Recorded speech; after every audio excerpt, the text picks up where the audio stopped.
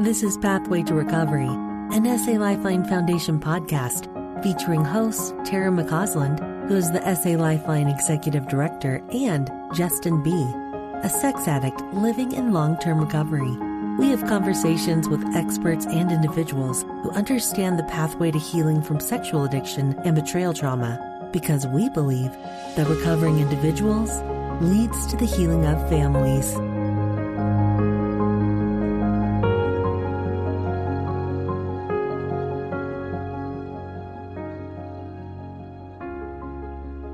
Welcome to Pathway to Recovery. I am Tara McCausland, and we are excited to welcome you to this intro episode of this brand new podcast brought to you by S.A. Lifeline Foundation. And we are titling this The Who, What, Why of Pathway to Recovery. So to start, I am, as I said, Tara McCausland. I am the S.A. Lifeline Executive Director. I've been formally working with the foundation for about 2.5 years. I'm also a graduate of Utah State and more recently, Liberty University, where I received a master's in executive leadership. I live in Southern Utah with my favorite guy, Luke, my husband of 18 years, and our 4 kids who are ages 7 to 15. I'm also the daughter of a recovering addict, and I'm familiar with the deep pain associated with this challenge. But I've also witnessed my parents and others heal and thrive. So I know that with a committed, willing heart and the right tools, recovery from sexual addiction and betrayal trauma is not only possible, but it can be expected. It can be the expected outcome as we choose recovery and healthy living every day. That's just a bit about me. I want to introduce my co-host, Justin B. Justin, thanks for being here. Thank you, Tara. I'm really excited to work this project with you. My name is Justin B., and I am a recovering sex addict. And I actually am grateful for that. I'm grateful to be an addict because it has brought me many blessings in my life. It's brought me a superpower into my life, not my own power, but that of my higher power. And a little bit about me.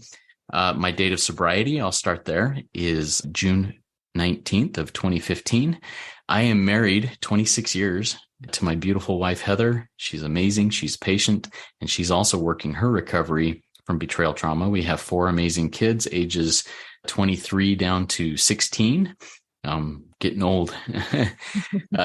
As I mentioned, I'm gratefully sober one day at a time for over 7.5 years, coming up on 8 years here, one day at a time. If I make correct choices, I'll make it there.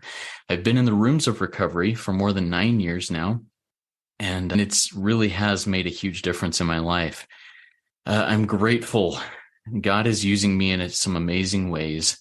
I host a couple of podcasts, based podcasts, RICO 12 speaker meeting podcast, and a couple of other podcasts under the RICO 12 banner.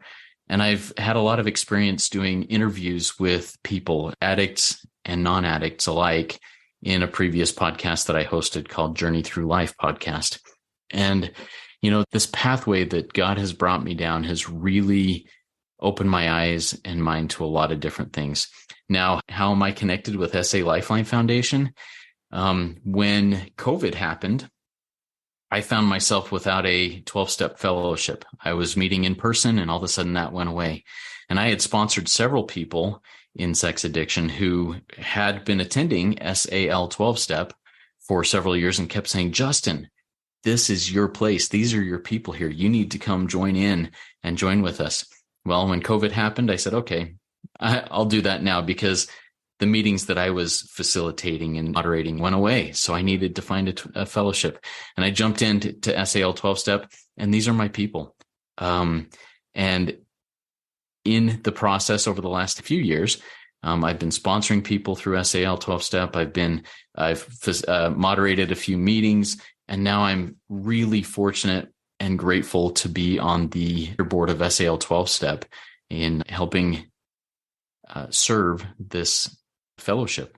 So there's a little bit about me. And Tara, once again, I'm really grateful to be working with you. I'm excited about this. Well, and Justin, I'm just reminded of great things you're doing in the world, and you're really working your 12th step. You've been a great asset to SAL 12-step. So I can't thank you enough for being here with me and for your continued effort to serve your brothers in this recovery work. Thank you. I appreciate that, Tara. So that's a bit about us, but who is or what is S.A. Lifeline? Some of you may be familiar with the foundation, others of you may not be. So here's a bit of background. S.A. Lifeline was founded in 2008 by Stephen and Real Croshaw.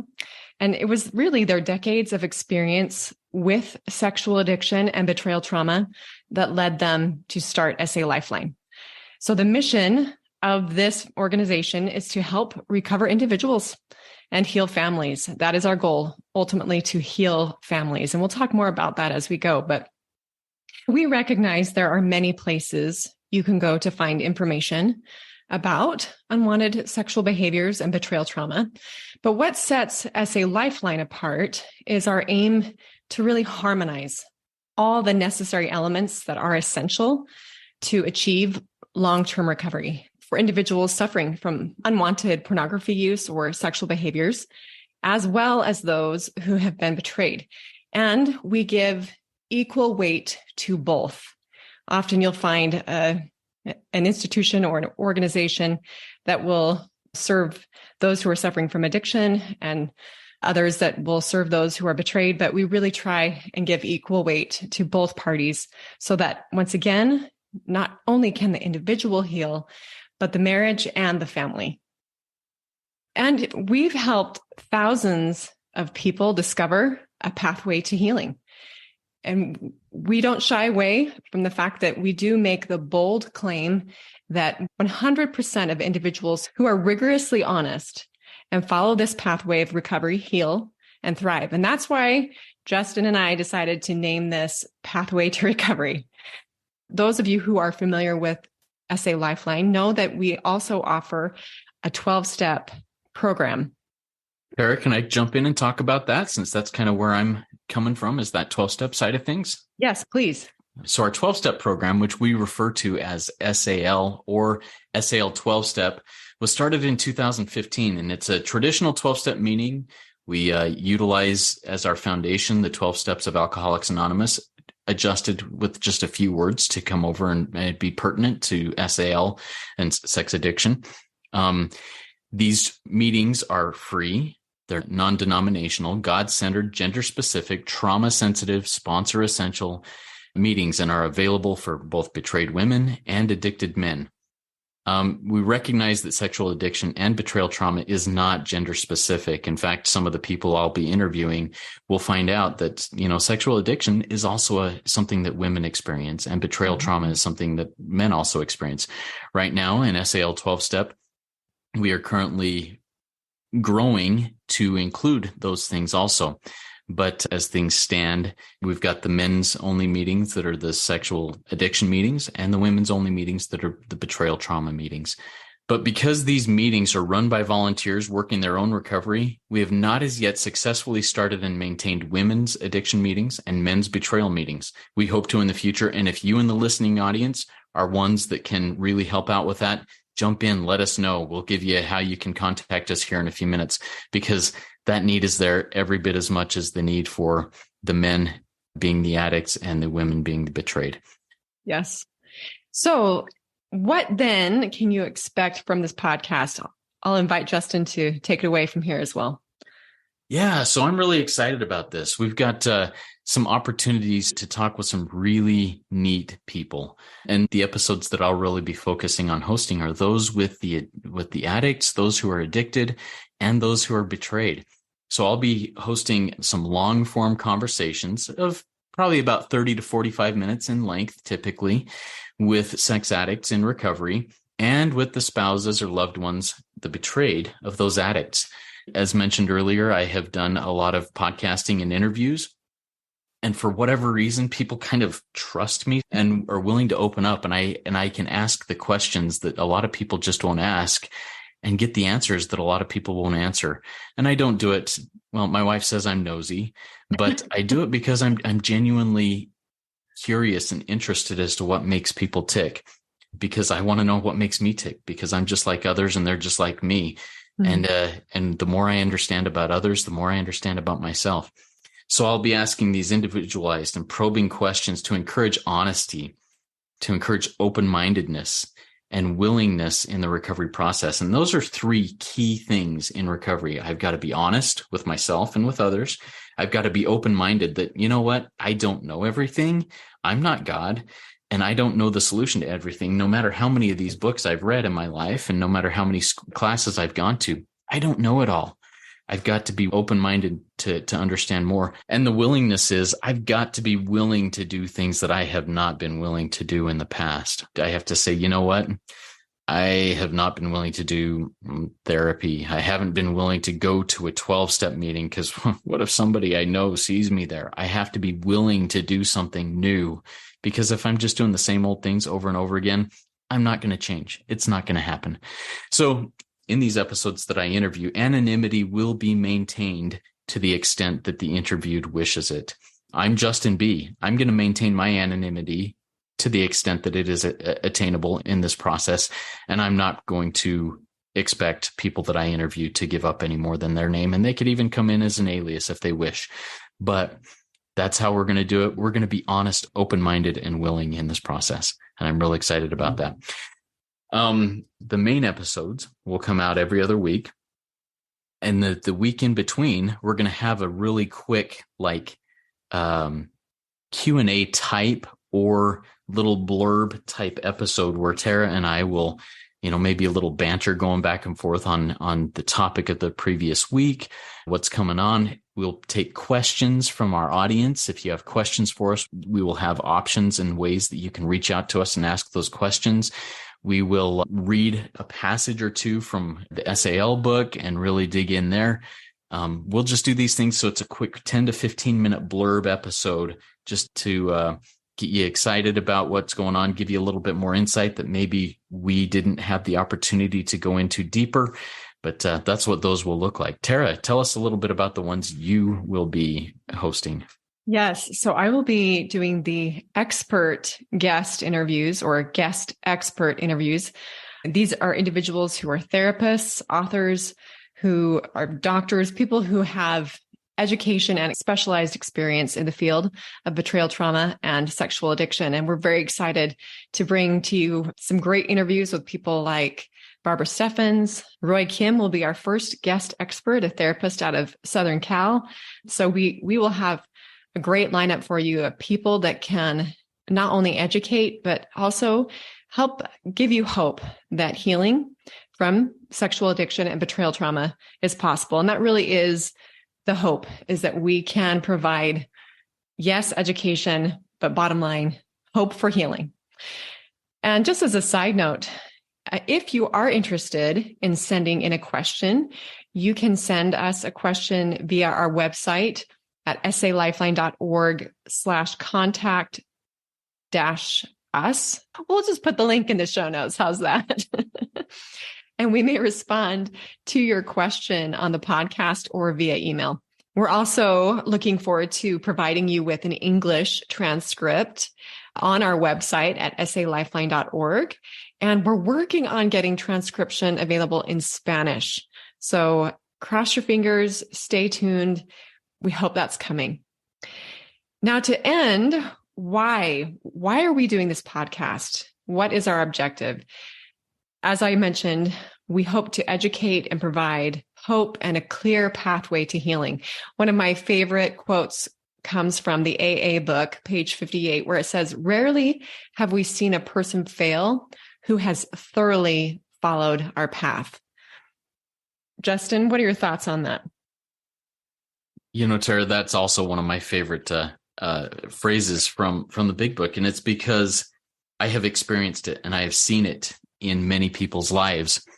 And I'll read a little bit here on that in the big book. Once again, page 88. "Rarely have we seen a person fail who has thoroughly followed our path. As I finally became willing, I mentioned that earlier, willing to do things that I wasn't willing to do before, as I finally became willing to say, hey, guess what? I think I'm an addict. I'm dishonest. I'm a big fat liar." When I finally did those things and started following what my sponsor told me to do and really working the program, going all in on it, miracles started happening. There are so many promises laid out in our books of recovery, and I've put so many of those promises to the test. And as I really do it, They come true, sometimes quickly, sometimes slowly, but they happen. And during my conversations with people in these interviews, I'll likely be busting out the big book and other materials that we use, the SAL book, and use quotes from that and asking questions and then asking people's experiences. That's basically my thought on that. Rarely have we seen people fail if they followed our path, because I put it to the test and I've experienced it. Yeah. Well, so what is the path? We understand that white knuckle sobriety is possible for months or even years, really, without doing the real work associated with healing. But it's our experience as a foundation working with thousands of people that long-term recovery requires a commitment to all the elements of what we call the recovery puzzle. So at the center of the puzzle are what I like to call the heart and mind pieces, which include a willing heart, humility, rigorous honesty, accountability, commitment, and seeking spiritual connection. And then on the outer ring of our recovery puzzle, sometimes we refer to them as the 4 pillars. You'll find quality education, qualified therapy, boundaries, and bottom lines for safety, and SAL 12-step work. By the way, if you want a download of this PDF, it's free. You can go to salifeline.org, and it's right there on the main page. We will be referring to this often, so it's going to be helpful for you to have a visual. We'll be discussing each of these elements in detail in the coming months to provide a clear picture of this pathway to recovery. And again, it's both for the betrayed and the addicted. And I wanted to share a quote with you from our SAL book. If you are interested in this book, you can also find this on our salifeline.org Finding Materials tab on the top. This is on page 2 of the introduction here. The SA Lifeline program is unique in that it invites partners on both sides of the sexual addiction equation to follow a similar pathway of hope and healing. The same recovery tools, action steps, and principles apply to those seeking recovery, whether from sexual addiction or from betrayal trauma. Embracing recovery in this uncommon way paves a path to connection and healing for individuals, couples, and families. This collaborative approach is essential because both addiction and trauma affect the entire family ecosystem. Despite every effort to establish normalcy by insulating children from its effects, we have consistently seen that the best long-term outcomes are achieved when a recovery lifestyle is adopted as a family matter. Justin, what are your initial thoughts as I read that? You know, I'm really blessed. My wife, when I was discovered in my addiction 8 years before I actually stepped into a 12-step room, she immediately jumped into a 12-step room of her own to seek healing and recovery. And thank God that she did. It has made a huge difference that both of us, both she and I, are working our recovery. And she did it solo for 8 years. She was patient. Well, she was patiently waiting for me. Yeah. And what a miracle that is. And when, you know, as we read in this, the same recovery tools, action steps, and principles apply to those seeking recovery, whether from sexual addiction or from betrayal trauma. It's so important that both people in this situation do all that they can in order to find healing and recovery, whether that means the relationship heals and recovers or whether it means they individually heal and recover separately. Mm-hmm. But whatever it is, both need to do it. It's not just his problem or it's not just her problem. It's our problem, unfortunately, by no choice of the person. And that's why we call it betrayal trauma. It really wasn't by conscious choice of the person that was betrayed. But man, as these free tools and action steps are practiced from both sides, miracles can and do happen. And I'm living proof of that as of today. And I hope to be tomorrow too. Yeah, I love that. As I mentioned in the beginning, I am the daughter of a recovering addict. I am, in fact, the daughter of Stephen and Real Crochet. I'll just put that out there right now. The founders of SA Lifeline. And I have seen these principles lived daily in action. And I have also adopted these principles into my life, and they are blessing my current family, my marriage, and my children. And so as we move forward as a family, we are healthier and stronger as a result of these tools. And so oftentimes when we talk about recovery, the conversation changes from recovery from addiction and trauma to healthy living. And so these principles, yes, while they initially will bless your life and help you get out of the muck and the trenches of addiction and trauma, moving forward, they will provide clarity and peace, freedom and joy that really you perhaps may have never experienced in your relationships or in and of yourself. And the connection with God that we can feel as we really apply these principles. We are a non-denominational organization, but we are God-centered. So we always invite people to bring that aspect into their recovery and healing work, which we will also be talking about quite a bit as well. I'd like to close out at least my part here real quick with reading the 12th step out of the big book of Alcoholics Anonymous, which is the same reading out of the S.A. book. And this is the goal. The goal is to move forward and have a spiritual awakening as a result of these steps. And I'll read that. Step 12, having had a spiritual awakening as the result of these steps, we tried to carry this message to other addicts and to practice these principles in all aspects of our lives. It's not just about recovery. It's not just about the addiction. It is about all aspects of my life. And as I have had that spiritual awakening and continue to do so one day at a time, every day, it's a rebaptism. It's a reawakening, a rebirth. Every day I get a chance for another 24 hours. And as I try and practice these principles in everything I do, miracles happen. Miracles happen. And my life isn't perfect. My marriage isn't perfect. But man, what a difference it makes when the God of my understanding is at the core of it all. And there is hope. There is hope. Yes, hear, hear. So I'll just say again, rarely have we seen a person fail who has thoroughly followed our path. So as we like to say, come heal with us. We hope that you will take this journey with us on this pathway to recovery. We'll see you next time. Thanks for joining us. We invite you to subscribe to this podcast so that you don't miss new episodes. And while you're at it, will you please leave us a 5-star rating and review to help us spread the good news that healing from sexual addiction and betrayal trauma is possible. We invite individuals who are struggling to join our virtual or in-person trauma-sensitive 12-step meetings. Meeting times and locations can be found at sal12step.org. You can find quality education at salifeline.org. And we hope that you will follow us on Instagram and Facebook. S.A. Lifeline is a 501c3 nonprofit organization, and we welcome donations. S.A. Lifeline, come heal with us.